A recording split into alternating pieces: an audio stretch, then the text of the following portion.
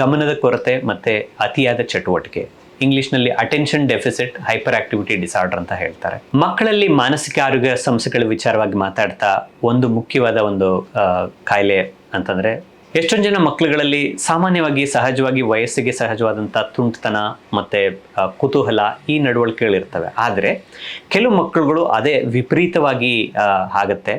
ಅವರಲ್ಲಿ ಶಾಲೆ ಇರ್ಬೋದು, ಮನೆ ವಾತಾವರಣ ಇರ್ಬೋದು, ಎರಡರಲ್ಲೂ ಕೂಡ ಒಂದು ಕಡೆ ಕೂರೋದಿಲ್ಲ. ಸಮಾಧಾನವಾಗಿ ಅವ್ರಿಗೆ ಇಷ್ಟ ಇರುವಂಥ ವಿಚಾರ ಚಟುವಟಿಕೆ ಇದನ್ನು ಕೂಡ ಗಮನ ಕಡಿಮೆ ಇರುತ್ತೆ. ಅದರಿಂದಾಗಿ ಅವ್ರಿಗೆಲ್ಲಿ ಕಲಿಕೆ ಸಾಧ್ಯವಾಗೋದಿಲ್ಲ.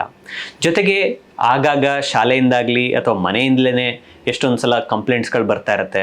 ಮಗು ಬೇರೆಯವ್ರಿಗೆ ಕೀಟ್ಲೆ ಮಾಡ್ತಾ ಇರುತ್ತೆ ಅಥವಾ ವಸ್ತುಗಳನ್ನ ಎಸ್ಬಿಡೋದು, ಹಿರಿಯರ ಮಾತುಗಳನ್ನ ಕೇಳೋದೇ ಇಲ್ಲ, ಈ ರೀತಿ. ಜೊತೆಗೆ ಸರದಿ ಇತ್ತು ಅಂತಂದರೆ ಟರ್ನ್ಗೆ ವೆಯ್ಟ್ ಮಾಡೋದಕ್ಕೆ ಕೂಡ ಕಾಯೋದಿಲ್ಲ.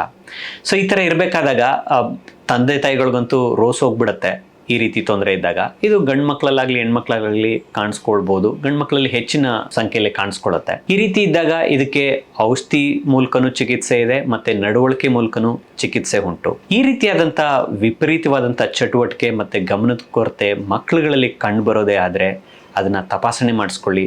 ಸಿದ್ಧಗಂಗಾ ಆಸ್ಪತ್ರೆ ಮಾನಸಿಕ ಆರೋಗ್ಯ ವಿಭಾಗದಲ್ಲಿ ಈ ಸೌಲಭ್ಯ ಇದೆ. ಧನ್ಯವಾದಗಳು.